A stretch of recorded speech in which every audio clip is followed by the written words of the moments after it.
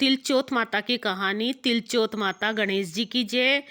किसी शहर में एक सेठ सेठानी रहते थे।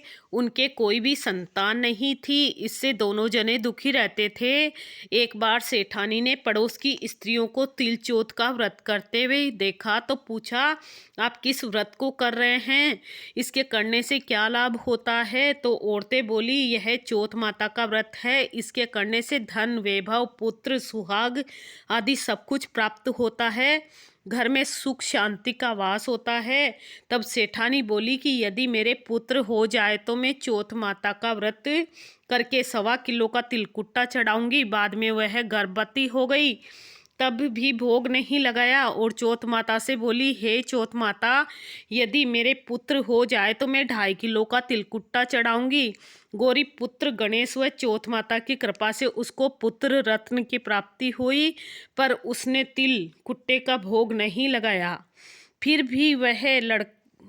फिर जब वह लड़का बड़ा हुआ तो सेठानी बोली कि इस लड़के का विवाह हो जाए तो मैं 5.25 किलो का तिलकुट्टा चढ़ाऊंगी। भगवान गजानन व तिलचोत माता की कृपा व मेहरबानी से उसके पुत्र की सगाई अच्छे कुल की कन्या से हो गई और लगन मंडप में फेरे होने लगे। लेकिन भाग्यवश सेठानी फिर भी चौथ माता के तिलकुट्टे का भोग लगाना भूल गई।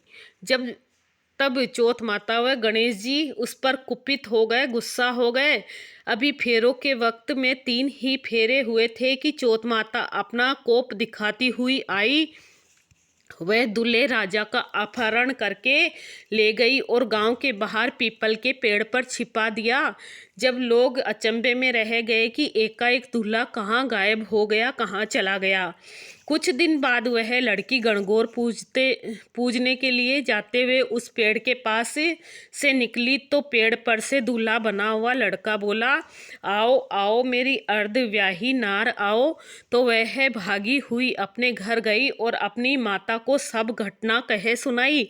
यह समाचार सुनते ही सभी परिवार जन वहां पहुंचे और देखा कि यह तो वही जवाई राजा है जिसने हमारी बिटिया से अधफेरे खाए थे और उसी स्वरूप में पीपल पर बैठे हैं। तो सभी ने पूछा कि आप इतने दिनों से यहाँ क्यों बैठे हो, इसका क्या कारण है। जमाई राजा बोले कि मैं तो यहाँ चौथ माता के गिरवी बैठा हूँ। मेरी माँ से जाकर कहो कि वह मेरे जन्म से लेकर अभी तक के बोले वे सारे तिलकुट्टे का भोग लगाकर और चौथ माता से प्रार्थना करके क्षमा याचना करें जिससे मुझे छुटकारा मिले। तब लड़के की सास ने अपनी समधन को जाकर सारा हाल सुनाया।